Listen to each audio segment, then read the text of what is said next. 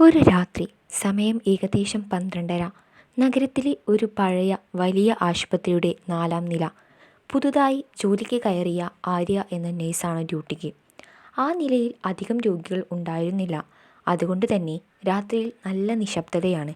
ഇടയ്ക്ക് എപ്പോഴും ജനലിലൂടെ അകത്തേക്ക് വരുന്ന കാറ്റിൻ്റെ ശബ്ദം, ദൂരെ ഏതോ നായയുടെ ഓരിയിടലും മാത്രം.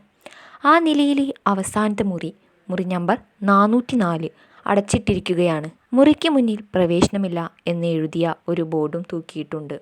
കുറച്ചു കാലം മുമ്പ് അവിടെ നടന്ന ഒരു സംഭവം കാരണം ആ മുറി ഉപയോഗിക്കാറില്ല. ആര്യ പതിവായി റൗണ്ട്സ് പോകുമ്പോൾ 404ൻ്റെ അടുത്തെത്തുമ്പോൾ എന്തോ ഒരു തണുപ്പും ഭയവും തോന്നും. അന്ന് രാത്രി റൗണ്ട്സ് കഴിഞ്ഞ് ഡ്യൂട്ടിക്ക് റൂമിലേക്ക് തിരികെ നടക്കുമ്പോൾ അവൾ അത് കേട്ടു. അതൊരു നേർത്ത എന്നാൽ ഭയപ്പെടുത്തുന്ന ഒരു ചിരിയായിരുന്നു. ആര്യയുടെ മനസ്സിനെ അത് വല്ലാതെ പരിഭ്രാന്തിപ്പെടുത്തി. ആര്യ വേഗം ഡ്യൂട്ടി റൂമിലേക്ക് ഓടി. അവിടെ ഉണ്ടായിരുന്ന പഴയ സെക്യൂരിറ്റി ചേട്ടനോട് അവൾ കിതച്ചുകൊണ്ട് കാര്യം പറഞ്ഞു. സത്യമാണ് ചേട്ടാ, ഞാൻ കേട്ടു. 404-ൽ നിന്ന് ആരോ ചിരിക്കുന്ന ശബ്ദം. സെക്യൂരിറ്റി ചേട്ടൻ പതിഞ്ഞ സ്വരത്തിൽ പറഞ്ഞു.